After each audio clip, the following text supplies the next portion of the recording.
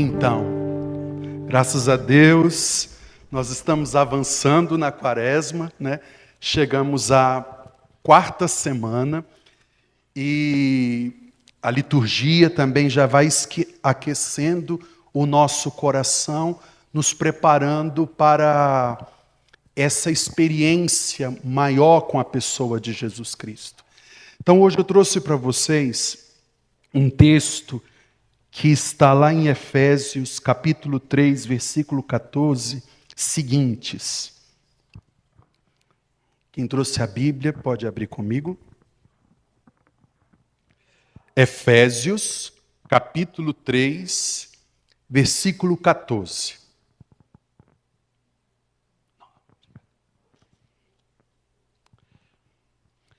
Por esta causa, dobro os joelhos em presença do Pai, a qual deve a sua existência toda a família no céu e na terra, para que vos conceda, segundo o seu glorioso tesouro, que sejais poderosamente robustecidos pelo seu Espírito, em vista do crescimento do vosso homem interior. Que Cristo habite pela fé em vossos corações, arraigados e consolidados na caridade. Por esta causa, dobro os joelhos em presença do Pai, a qual deve a sua existência toda a família no céu e na terra, para que vos conceda, segundo o seu glorioso tesouro, que sejais poderosamente robustecidos pelo seu Espírito, em vista do crescimento do homem interior. Que Cristo habite pela fé em vossos corações, arraigados e consolidados na caridade, a fim de que possais, com todos os cristãos, compreender qual seja a largura, o comprimento, a altura e a profundidade. Isto é, conhecer a caridade de Cristo, que desafia todo o conhecimento, e sejais cheios de toda a plenitude de Deus. Aquele que, pela virtude que opera em nós, pode fazer infinitamente mais do que tudo quanto pedimos ou entendemos. A Ele seja dada glória na Igreja e em Cristo Jesus, por todas as gerações de eternidade. Amém. Então, meus irmãos e minhas irmãs, nós falamos na primeira quarta, falamos do perdão que nós pedimos a Deus. Depois nós falamos do perdão que nós concedemos àqueles que nos ofenderam e também àqueles que nós ofendemos. E na terceira noite nós falamos da oração. A oração como lugar de reconciliação consigo. Hoje, eu trouxe esse texto de Efésios, que ele fala um pouco para nós da pessoa de nosso Senhor Jesus Cristo.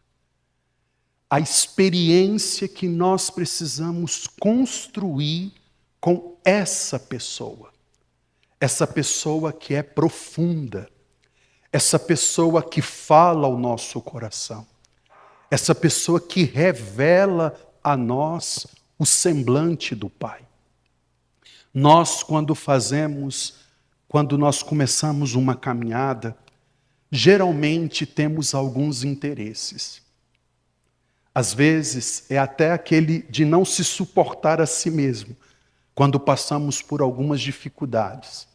Ou até mesmo na nossa saúde, ou até mesmo quando nós temos algumas questões que elas são muito difíceis para nós. Mas só que todas essas circunstâncias, elas só têm um único caminho: nos levar a conhecer a pessoa de Jesus Cristo. Conhecer a pessoa de Jesus Cristo é o que importa. Conhecer a pessoa de Jesus Cristo é o que vai abrir o céu para nós. Conhecer a pessoa de Jesus Cristo é o que vai permitir com que o nosso coração seja cada vez mais pleno do Espírito Santo, pleno da vontade de Deus. Então São Paulo hoje começa dizendo que toda família no céu e toda família na terra, ela foi constituída na pessoa de Jesus Cristo. E ele suplica ao Espírito Santo que nós tenhamos condições de mergulhar na profundidade, na largura, no comprimento, nas dimensões 1000 que essa experiência nos proporciona. E é muito bom quando nós percebemos que o nosso coração não é estreito e nós temos condições de acolher a pessoa de Jesus. Que nós temos condições de permitir que Ele faça em nós essa obra generosa de remissão. E para começar no mistério de Jesus Cristo, eu quero usar da alusão do fogo. O fogo é o Espírito Santo. E quando nós falamos do Espírito Santo e quando falamos de Jesus, nós usamos aquelas palavras que são antinomias, né? Que, por exemplo, fogo, água. O Espírito Santo, ao mesmo tempo que ele é água impetuosa, ele é as águas que purificam, ele é o fogo que queima. E quando nós falamos de Jesus, nós chamamos Jesus de Cordeiro. E qual é o outro nome que damos a Jesus? Vamos lá. Jesus é o Cordeiro. Qual o outro animal que nós aludimos à pessoa de Jesus? Quem? O leão. O leão da tribo de Judá. Então, por exemplo, um cordeiro por um leão há uma diferença muito grande, né? Então, por que tem hora que nós chamamos ele é o cordeiro e depois nós olhamos para ele e dizemos, não, ele é o leão. Essa força, primeiro o cordeiro, essa ação passiva de entrega. Depois ele é o leão, essa força invencível, essa bravura, essa presença que arrasa, que destrói todas as coisas. Como o fogo. O fogo, quando a gente fala fogo, o fogo é destruidor. Mas ao mesmo tempo, quando nós falamos do fogo, o fogo é o que acalenta. Mas o fogo que eu quero usar hoje é o fogo do Espírito. O fogo da remissão dos pecados. É o Espírito Santo quem redime o pecado. Às vezes nós temos uma ideia de que para sermos cheios do Espírito Santo, nós precisamos estar em estado de graça, né? Eu quero ser cheio do Espírito Santo, então eu quero estar em estado de graça. E de repente nós nos damos conta que não. O Espírito Santo é quem nos concede esse estado de graça. É o Espírito Santo quem redime do pecado, porque o Espírito Santo é fogo. Fogo que vai queimar toda a impureza e toda a imundície que insiste permanecer dentro de nós. Então, tudo aquilo que está na nossa natureza, que não passar pelo fogo, não será de Deus. Porque nós somos templos vivos do Espírito. E o Espírito é fogo abrasador. E esse fogo é quem vai nos purificar. Eu vim batizar com água, mas virá aquele outro que vos batizará com fogo do Espírito Santo. E o fogo do Espírito Santo vai queimar a eira, a sujeira, a imundície, tudo aquilo que está dentro de nós. E essa força contínua do Espírito Santo quem vai nos aproximar da profundidade, da largura, do comprimento, dessa ação vasta da pessoa de Jesus Cristo. Porque já não sou eu mais quem vivo, mas é o próprio Cristo que habita na minha vida e que faz dentro de mim uma obra. Então vejam, nós começamos um processo de conversão. E cada um tem a sua história de conversão. Cada um tem aquele momento chave em que você faz uma experiência da remissão dos seus pecados. Aquele momento em que nós nos damos conta de que isso não é mais para a minha vida. Que vem aquele remorso. É uma palavra difícil isso. Mas tem o remorso. O remorso do pecado. E quando nós temos o remorso do pecado, nós temos dois caminhos. Ou da violência e da morte, ou do arrependimento e da vida.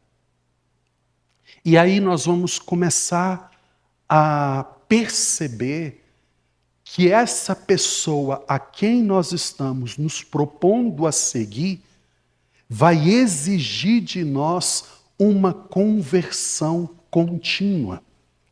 E hoje eu queria falar para vocês das idades espirituais, para você identificar qual é a sua idade espiritual.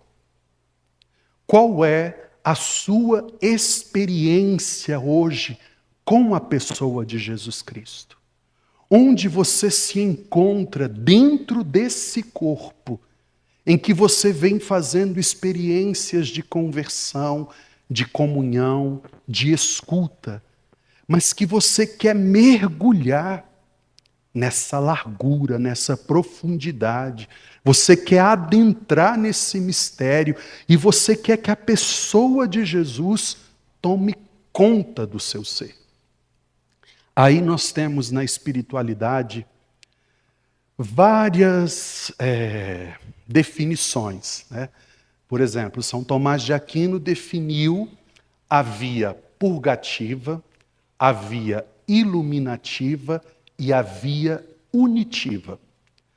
Aí nós olhamos para São Paulo vai falar da infância, que eu sou como uma criança, do adolescente ou da vida adulta. O adulto é aquele que tem um alimento sólido. A criança precisa de leite. Lembra das cartas de São Paulo que ele diz: gostaria de dar um alimento sólido, mas vocês são como crianças, precisam de leite ao invés de um alimento sólido. Então, São Paulo vai colocar nessa linha do corpo, do desenvolvimento do corpo. Ou você está no estado de criança, ou você está no estado de adolescente, ou você está na vida adulta. E nós encontramos uma outra da tradição bíblica que vai falar do período dos apóstolos, que é a que eu acho uma das mais interessantes, que vai dividindo esse caminho melhor na nossa cabeça. O primeiro, da conversão, do chamado, até a negação de Pedro, que seria dos iniciantes, a primeira conversão. A segunda conversão é do arrependimento de Pedro até o dia de Pentecostes. E a terceira conversão é do dia de Pentecostes até a vida eterna.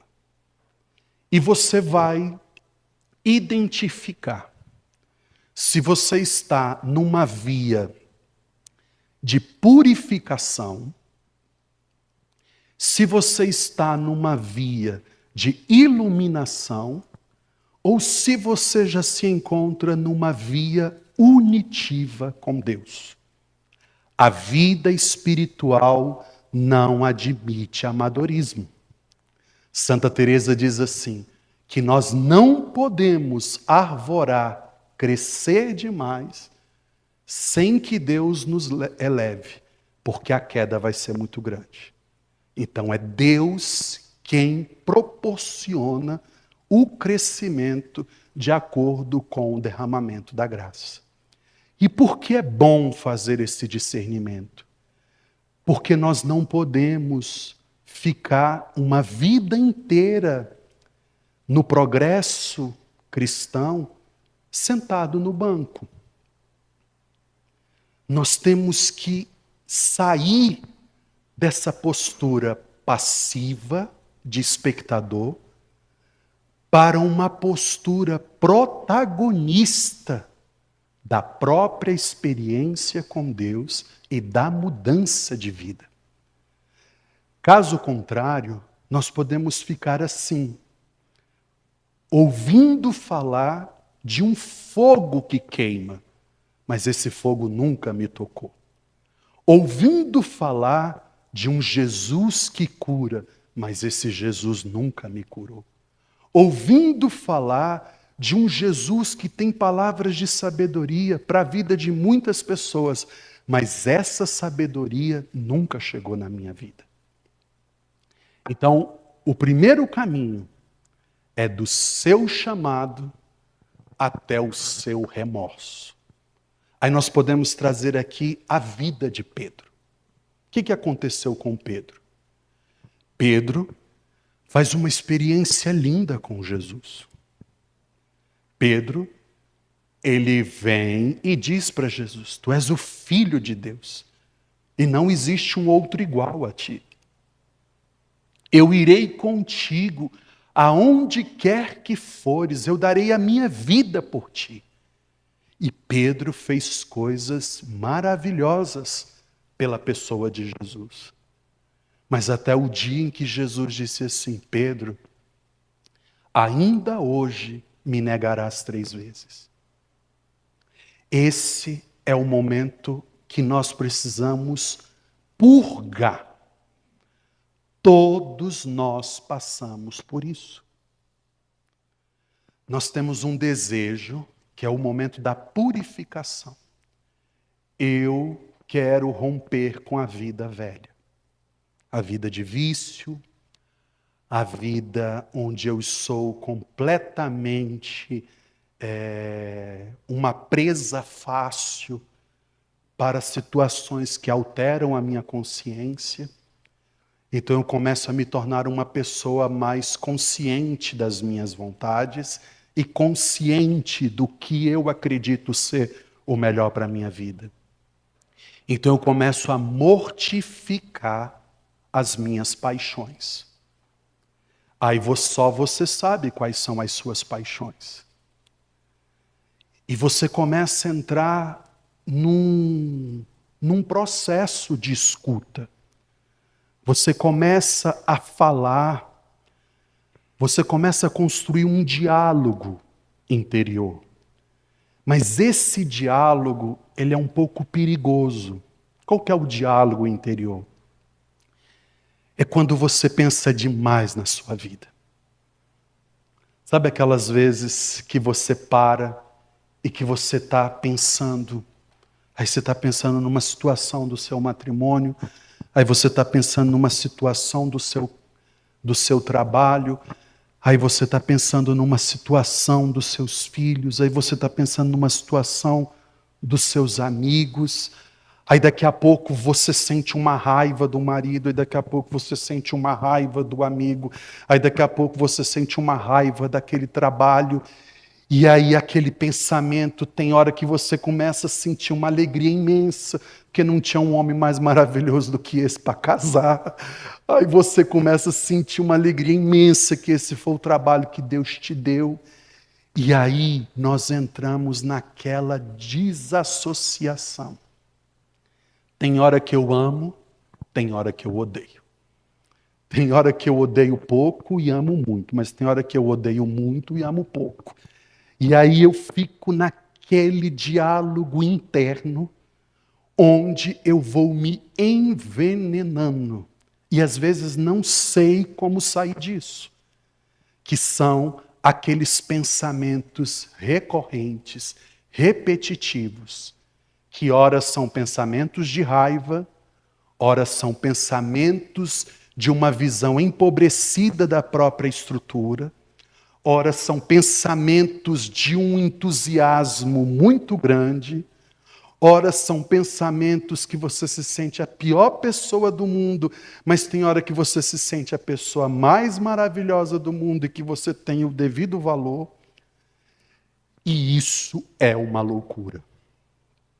Aí nós começamos a entrar nessa primeira mortificação do nosso pensar, do nosso sentir, do nosso falar, dessas vozes que nos perturbam e que nos levam a perturbar as outras pessoas.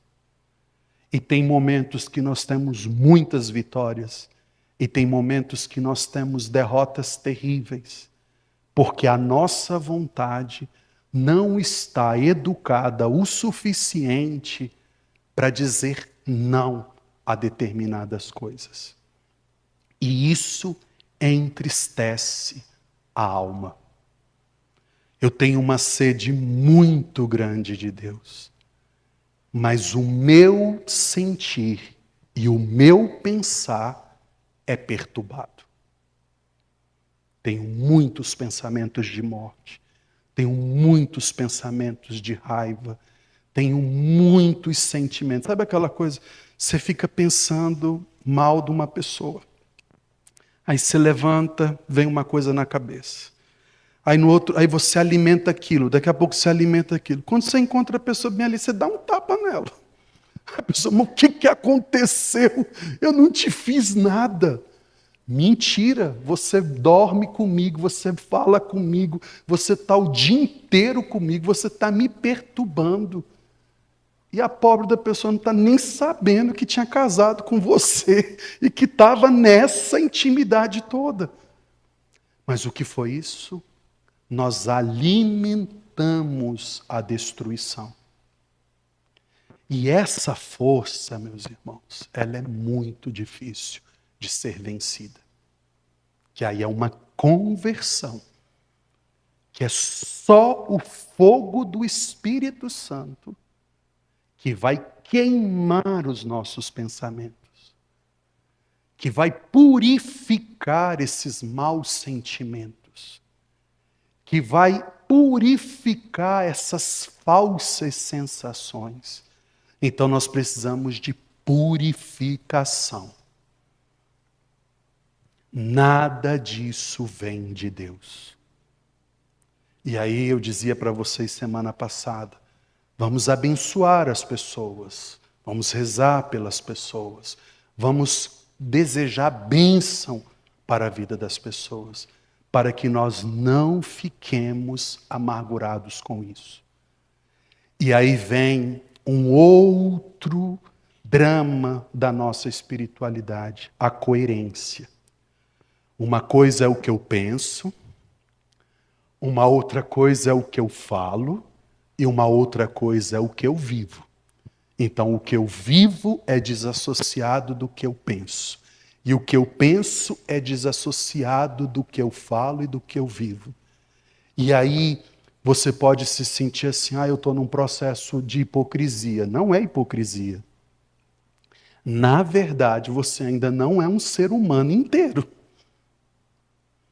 Você e eu somos uma pessoa fragmentada, que nós não temos uma autoconsciência do que, na verdade, deveria ser a nossa vida. E aí é só com a oração, a meditação, a escuta da palavra, o arrependimento, essa construção cotidiana de ir fazendo o exame de consciência para você começar a perceber, não, eu não quero ficar refém dessas sensações. Então isso é purificação. E você começa a perceber, meu Deus, purifica o meu coração. Eu quero Aí nós entramos na vida de Pedro, que Pedro já caminhava com Jesus. Pedro já estava partilhando, vendo Jesus multiplicar os pães. Mas no dia que Jesus vinha sobre as águas, ele pensou que fosse um fantasma. No dia que foram prender Jesus, ele tirou a espada da bainha e cortou a orelha do soldado. No dia que que disseram para Pedro que Jesus ia ter que sofrer, ia ter que passar pelo flagelo, ia ter que ser crucificado, ele disse: nunca que isso acontecerá com o Senhor. Então veja, esse momento nosso, nós estamos aqui, nós estamos caminhando, mas existe dentro de nós uma força que nos leva ainda a seguir as nossas próprias vontades. E nós somos apaixonados pelas nossas convicções. Eu sempre falei assim, eu sempre vivi assim, e eu sempre entendi que é assim. Aí eu brigo com você, aí eu me chateio com você, aí eu fico de mal daquele, e daquele ali eu falo mal, mas eu estou numa caminhada. Mas quando eu olho para a minha vida, por onde eu passo, eu vou construindo uma certa desassociação. Aí a gente fala: nossa, mas aquela pessoa é tão da igreja, mas fala mal de todo mundo. Fulano é tão da igreja, mas pensa na pessoa egoísta. A pessoa está ali. Mas não é porque a pessoa é ruim. É porque o fogo do Espírito Santo ainda não foi o suficiente para purificar a imundície e a sujeira. Aí todos nós temos uma queda. Que é aquela queda de Pedro, que você faz a sua jura de amor. Você fala assim: eu jamais te abandonarei. Eu irei contigo aonde quer que fores. Aí Jesus diz: ainda hoje tu haverás de me negar. E é aqui nesse momento que o Espírito Santo nos revela o que é que precisa ser transformado na nossa vida. Sabe como é que é o nome disso, meus irmãos? Verdade. A verdade. Eu quero seguir nesse caminho. Eu tenho um desejo grande de permanecer, mas eu preciso entregar a minha verdade para Deus. Porque se eu não entrego a minha verdade para Deus, eu posso enganar a minha esposa. Eu posso mentir para os meus filhos. Eu posso ser desonesto no meu trabalho. Eu posso ser uma pessoa capaz de construir pequenas discórdias uns com os outros, porque o meu coração não é purificado o suficiente para isso. Isso é conversão. E aí você vai sair do remorso para o arrependimento. Aí vocês se recordam que Pedro, quando olha para Jesus, o que acontece? Ele chora amargamente, porque a verdade ficou diante dele. Eu sou essa pessoa. Não tem nada pior do que quando você olha para você e você diz assim: eu não imaginaria que eu seria capaz disso, mas eu sou. E aí o que Jesus disse para ele? Continua. Segue. A vida segue. Bora. Não fique aí parado. Vamos. Vocês lembram da confissão de Judas? Alguém lembra que Judas se confessou? Sim ou não? Sim ou não?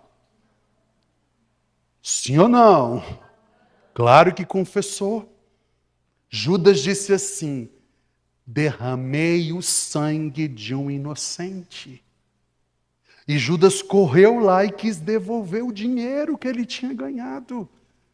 Porque ele tinha acreditado que ele estava construindo uma estrutura que no final o próprio Jesus ia sair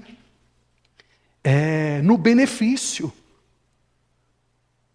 Essa confissão é só o remorso. Porque o que Judas tinha que ter feito? Judas tinha que ter dito: derramei o sangue de um inocente.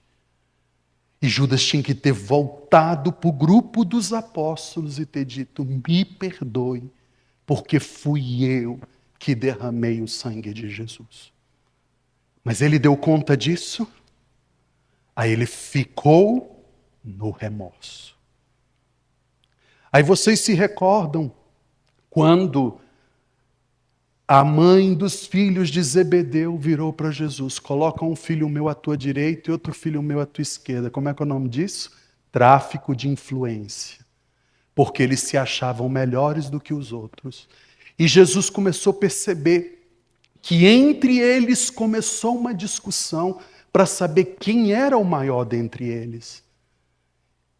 E Jesus disse: entre vocês não podem ser assim, o maior é aquele que serve. E eles tiveram que voltar e tiveram que permanecer, mesmo a intenção do coração deles tendo sido revelada, que na verdade eles se julgavam maiores e melhores do que os outros. Vocês lembram que João virou para Jesus e disse: o Senhor quer que a gente mande fogo do céu para matá-los? Não, eu não vim para isso. Então, quando nós estamos num caminho que é nosso Senhor Jesus Cristo, as intenções do nosso coração, elas serão reveladas. E o que nós temos que fazer? Não se desesperar. Mas a partir dessa experiência, da verdade do nosso coração, nós construímos o arrependimento. Aí vocês lembram de Tomé, que ficou tão decepcionado que quando Jesus ressuscitou, onde ele estava?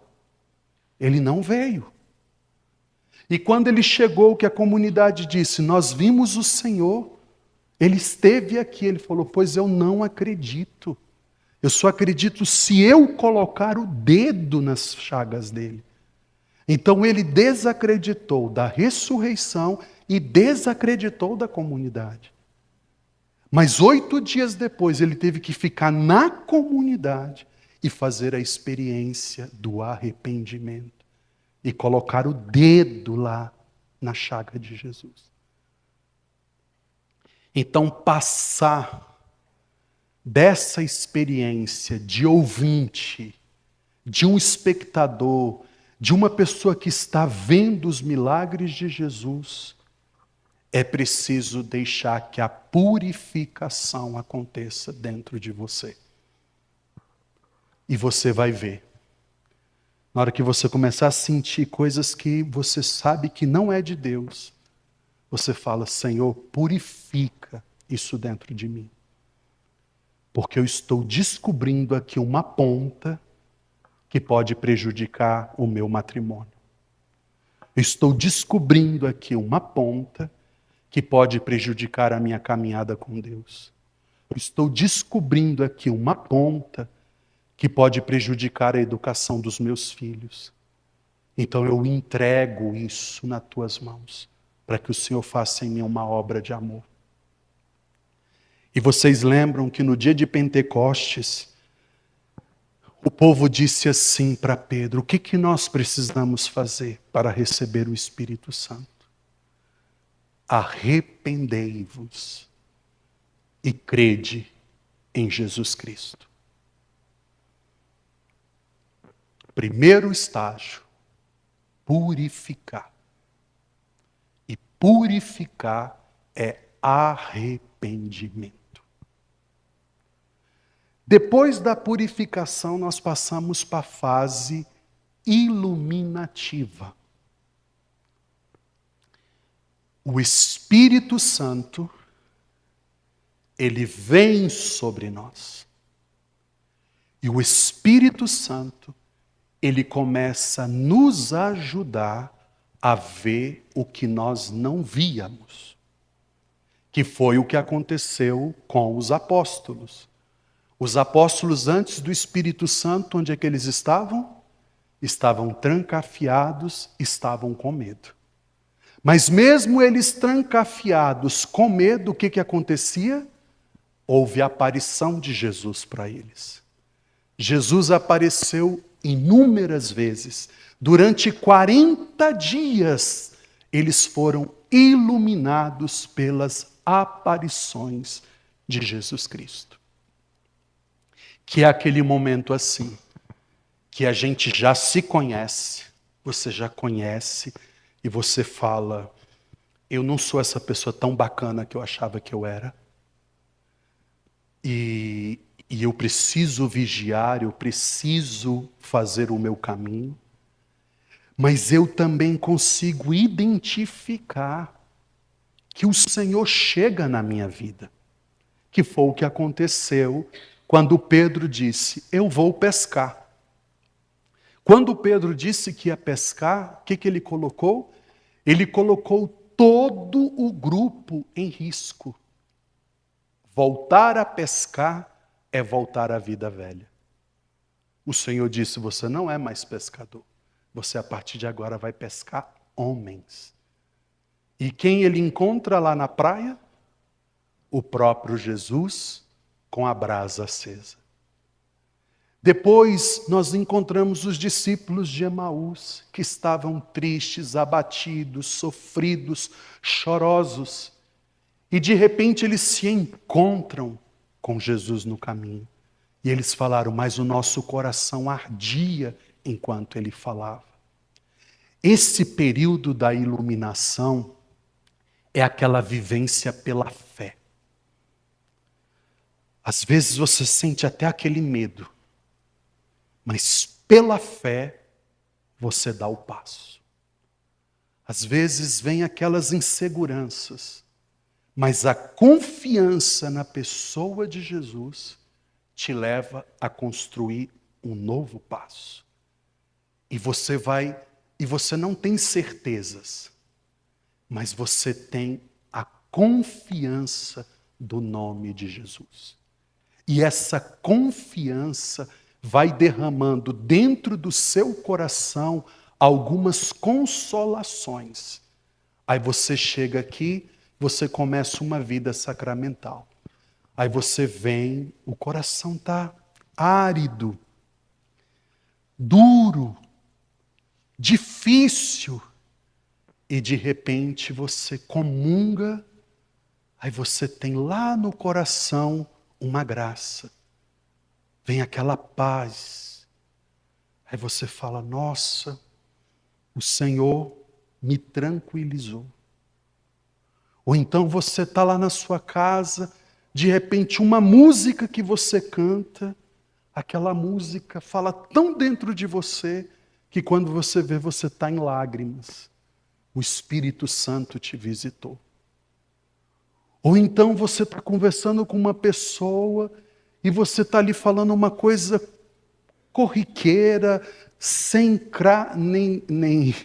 nem começo nem fim.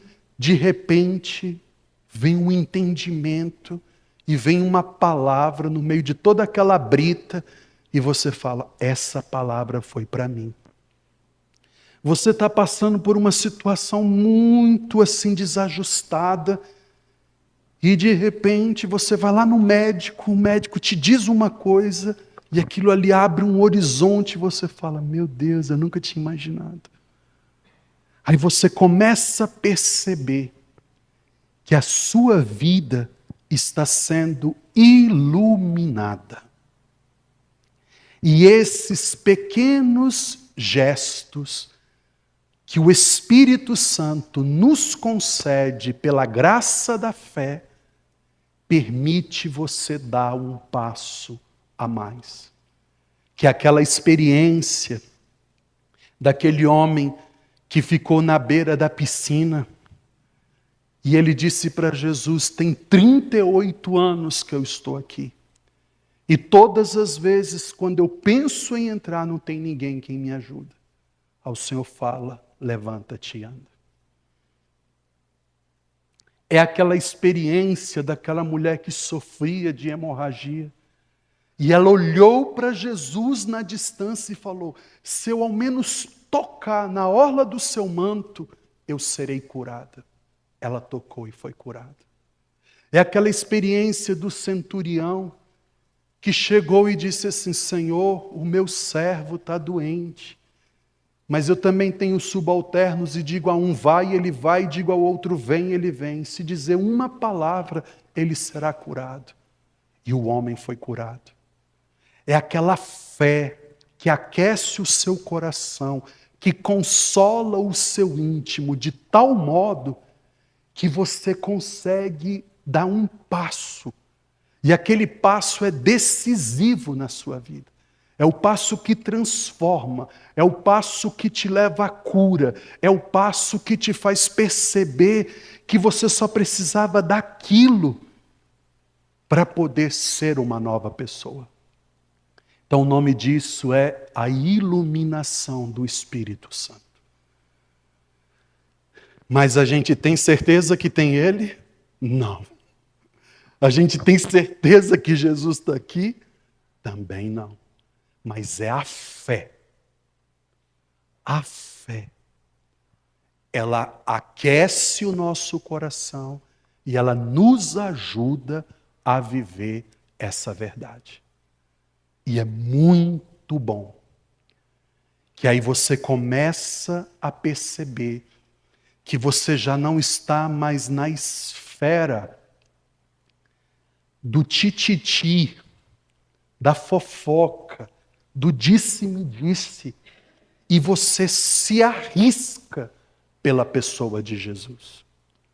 Vocês lembram que quando a mulher veio correndo para tocar em Jesus, o que os apóstolos fizeram? Impediram. Não pode. E ela venceu tudo e todos. Então são bravuras de fé. E por que você faz isso? Porque existe uma voz maior dentro de você que está te iluminando.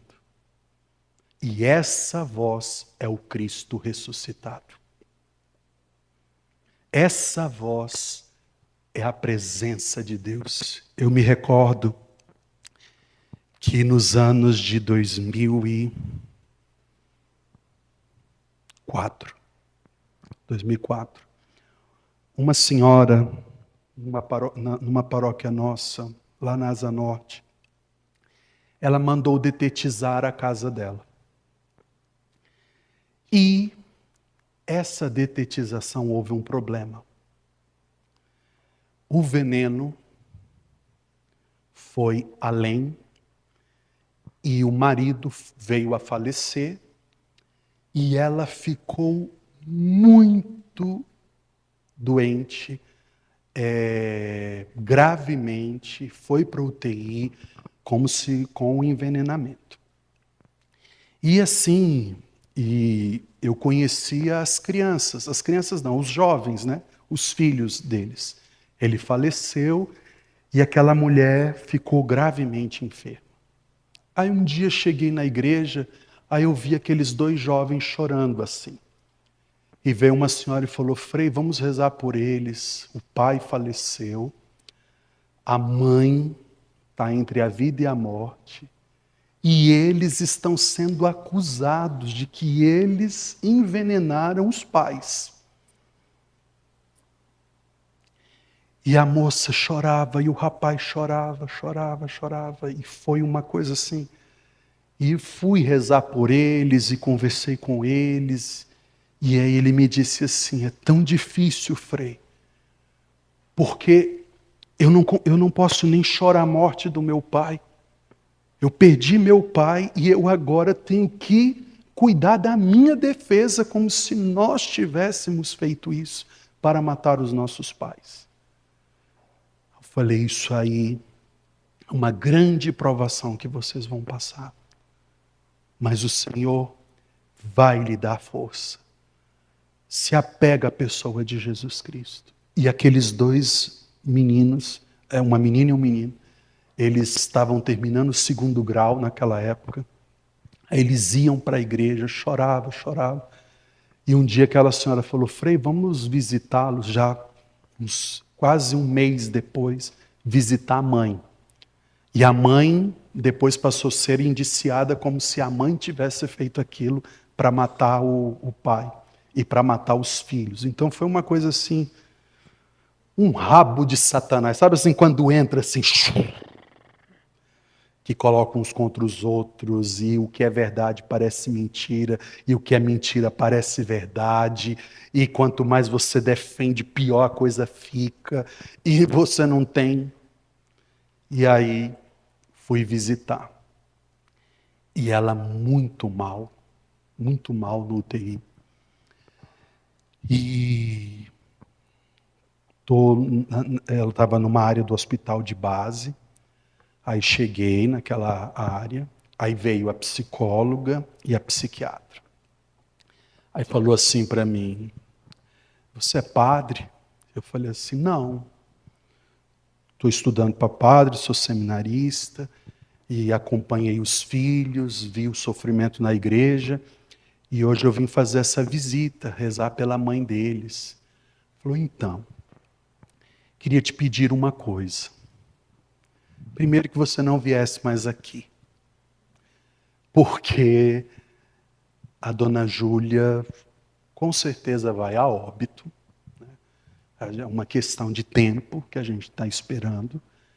E nós não queremos alimentar mais nenhum tipo de expectativa no coração dos filhos. Então você nos ajudaria muito se você ajudasse eles a entender o que está acontecendo. Aí eu virei para ela e falei assim: mas eles precisam da mãe? Eles já perderam o pai? Eles são sozinhos? Como vai ser a vida deles? A gente não pode se convencer disso, não. Eles precisam dessa mãe. Ela falou: pois é, Senhor, mas só que você precisa entender que esse tipo de discurso só prejudica a aceitação que eles vão ter que fazer. Aí eu falei assim: olha, mas é impossível falar de Jesus sem falar de esperança. Então eu vou rezar por ela, mas eu vou fazer na esperança de um Deus que está vivo. E nisso venham os filhos chegando. Paramos o assunto, eu entrei. Na hora que eu entrei para fazer a oração, por graça de Deus, aquele foi o dia que Dona Júlia abriu os olhos. Dona Júlia abriu os olhos. Eu estava com os 2 filhos, nós estávamos rezando, ela abriu os olhos e uma lágrima caiu assim. E eu disse: Dona Júlia, a senhora vai se levantar dessa cama, porque esses 2 meninos aqui precisam da senhora. E a senhora vai dar conta deles, porque eles estão sofrendo muito. E a senhora trate de ficar boa, porque os meninos não estão dando conta. E as lágrimas só caíam assim. Quando nós saímos de lá, eu falei. Aí a senhora falou: eu acho, Frei, não fica chateado, que a médica e a psicóloga, eles estão fazendo o trabalho deles. Eu falei: tá certo, mas falar de Jesus é falar de esperança. Passaram-se os meses, a dona Júlia saiu daquele coma, saiu daquela situação, depois foi ministra da Eucaristia na nossa igreja, ainda uns 8 anos. Os meninos cresceram, estudaram, casaram, têm seus filhos, e eu vi um milagre. Vi um milagre. E depois tudo se resolveu.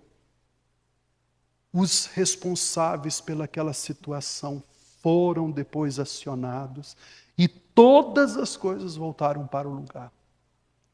Mas então, por que eu estou contando isso para vocês? Porque tem um momento que a gente tem que ter uma ousadia na fé, que tudo em volta diz contrário, mas só que vem dentro de você aquela convicção: o Senhor está cuidando.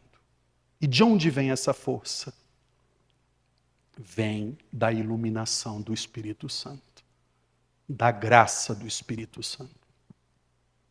Que aí nós estamos fazendo aquela experiência das bem-aventuranças, lembra? Caluniado falsamente, perseguido falsamente, aqueles que choram serão consolados, aqueles que são pobres serão enriquecidos no reino de Deus, aqueles que têm fome e sede de justiça serão saciados. E a gente começa a perceber que o Senhor não desampara. E essa caminhada, Santa Teresa fala que se a gente conseguir passar da primeira e da segunda casa, que é da purificação, que é dificílimo. Não fique pensando vocês que já estão na iluminação, não, viu? Que é dificílimo passar dessa parte da purificação. Aí nós começamos a partilhar com Jesus as suas dores. Você olha para Jesus e ajuda Jesus a carregar a cruz. Não é Jesus que te ajuda a carregar a sua cruz. Vocês lembram do Cirineu que ia passando? Ei, você, vai, carrega. Então tem um determinado momento que você ajuda Jesus a carregar a cruz. Porque você é iluminado pelo Espírito Santo, na fé que o Espírito Santo te ajuda. Aí você passa por aquele luto, é dolorido, doloroso. E você passa, mas você não entende, sofre, mas você passa com fé. Você passa por aquela situação no matrimônio, meu Deus, eu casei para ser feliz. Eu pensei que estava resolvendo a vida de repente. Olha no buraco que eu me meti. Mas você passa com fé.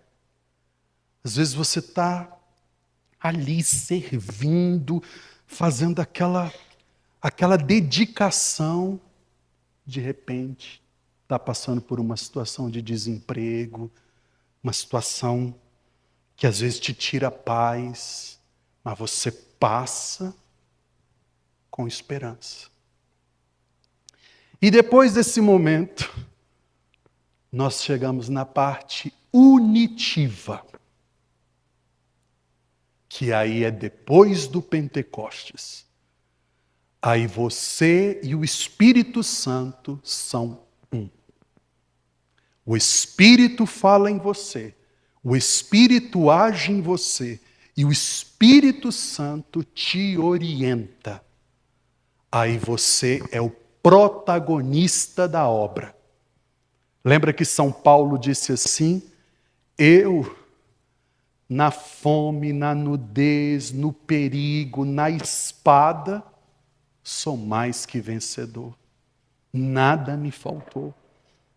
E mesmo assim, ele anunciava o Evangelho. Passava por todo tipo de situação, mas tudo era pretexto para continuar o anúncio, porque já não sou mais eu quem vivo, é o próprio Cristo que vive em mim. Então a gente já não depende mais da estrutura, não depende mais da aceitação, não depende mais daquele aval que o outro precisa te dar. Você vai Porque você é um enviado de Deus. O Espírito Santo está dentro de você. O Espírito Santo te ajuda. O Espírito Santo fala. O Espírito Santo te orienta. O Espírito Santo diz palavras de vidas para você. E você consegue perceber, é por aqui. Que é um São Maximiliano Maria Kolbe. Eu fico imaginando. Vai todo mundo morrer, São Maximiliano. Não é só você.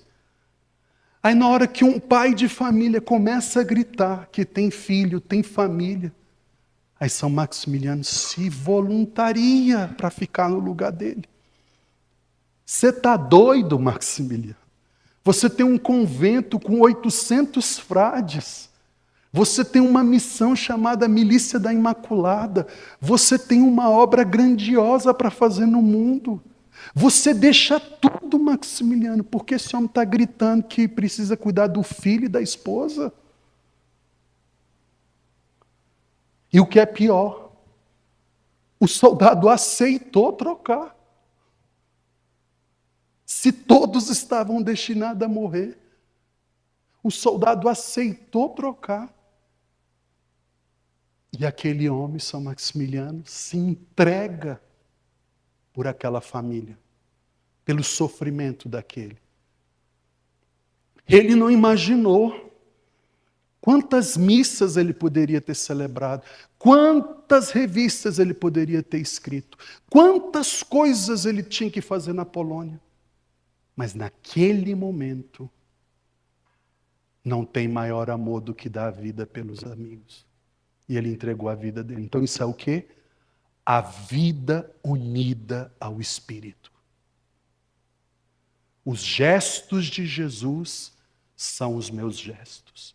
E os meus gestos são os gestos de Jesus. E essa caminhada é a nossa caminhada de salvação. É a nossa caminhada de purificação. E aí eu trouxe para vocês aqui um gráfico que ele vai nos dizer dos iniciantes, dos adiantados e dos perfeitos. Os iniciantes são os que estão no processo de purificação. Os adiantados são os iluminados. E os perfeitos são os que estão unidos a Deus. Então, por exemplo, a vida do iniciante, daquele que está purgando os pecados. A oração é uma oração vocal. A meditação é discursiva. As meditações são afetivas, que é aquele diálogo interior que nós temos. E a meditação tem um determinado recolhimento, que às vezes você consegue fazer silêncio, mas ele é curto, porque você não dá conta de se recolher. Então, é aquela oração que ela precisa ser muito alimentada pela imaginação e alimentada também pelo um pensamento, de você estar sempre pensando em alguma coisa de Deus para poder conseguir permanecer em estado de oração. A purificação ativa dos sentidos e do espírito, ou mortificação exterior e interior, que são aquelas sensações que às vezes nós estamos lutando, né? Não gostaria de pensar nisso, não gostaria de falar isso, ou não gostaria de sentir isso, e você está sempre se policiando. E os dons? Em geral, inspirações em raros intervalos. Você tem uma inspiração ou outra do Espírito Santo. A alma, sobretudo, tem consciência do Espírito Santo. Mas ela não tem, como se fala, aquela persistência naquilo. Então ela tem uma inspiração, Não é necessariamente uma palavra do Espírito falando na alma. E as virtudes, o primeiro grau da caridade, que é a temperança, a castidade, paciência e primeiros graus de humildade. Então você começa a perceber, então quando você começar a ficar mais paciente, mais humilde, um pouquinho mais simples, isso aí já é Deus purificando a alma. Então esses são os que estão na purificação, que é a primeira e a segunda casa, segundo Santa Teresa d'Ávila. Os iluminados, a meditação infusa, atos isolados de contemplação, infusa no decurso da meditação adquirida de recolhimento. O que é isso? Você está aqui meditando e você não coloca uma pauta. O Espírito Santo te dá a pauta. O Espírito Santo coloca no seu coração o que é para ser meditado. E recebe consolação. Às vezes a alma está árida, às vezes você está passando... Ou então, às vezes, aquilo que eu te falei, que você experimenta, ouve uma música e aquela música fala no seu coração de um modo novo, de um modo a mover o seu sentir. A purificação é passiva, sob influência, sobretudo, dos dons de temor, provações concomitantes, entrada na via iluminativa, que é aquilo que eu disse, que nós estamos ajudando, passando por uma determinada dificuldade, e você ousa no Senhor, e você vai até o encontro dele, e naquele momento você é revestido de uma confiança, de uma fé, que você se entrega na presença de Deus. Os dons do Espírito Santo começam a se manifestar, sobretudo os 3 dons, a ciência, o temor e a piedade. A alma mais dócil aproveita melhor as inspirações e iluminação.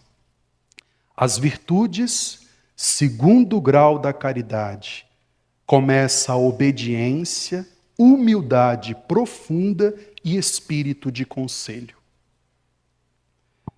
A via unitiva dos perfeitos.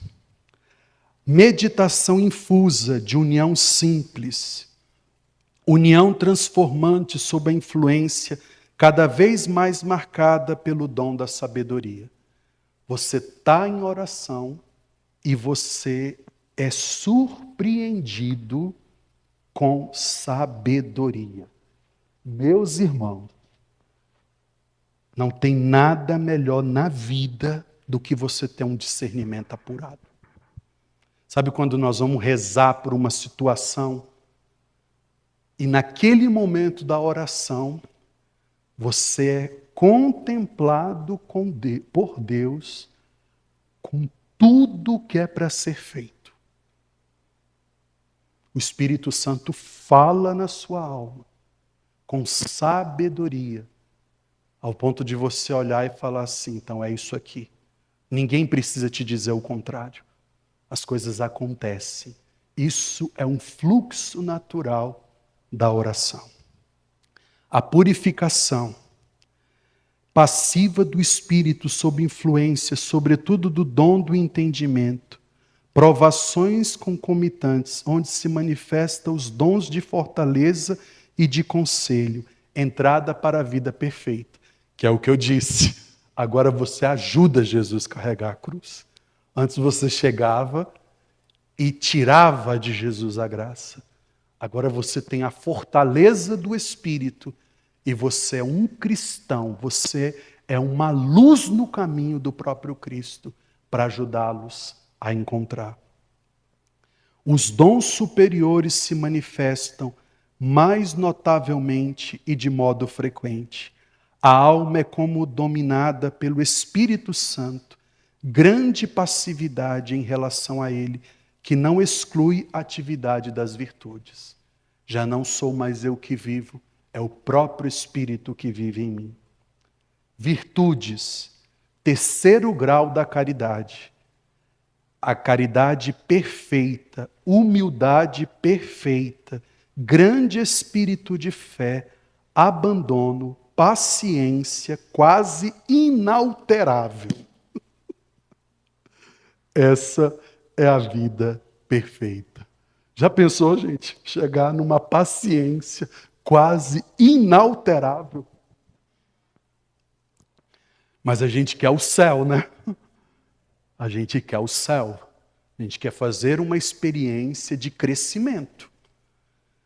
E isso, por que hoje eu trouxe para vocês essas 3 vias?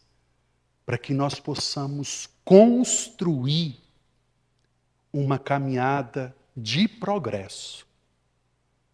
De você começar a perceber que você está crescendo em Deus. E o Senhor faz infinitamente mais do que você pede, do que você espera e do que você deseja. Porque nós queremos o céu. Somos pecadores, temos muitas limitações, mas nós queremos o céu. Nós queremos uma vida de transformação, uma vida de mudança. Não só resolver uma situação que está passando no nosso caminho, mas uma transformação profunda do nosso coração. Amém?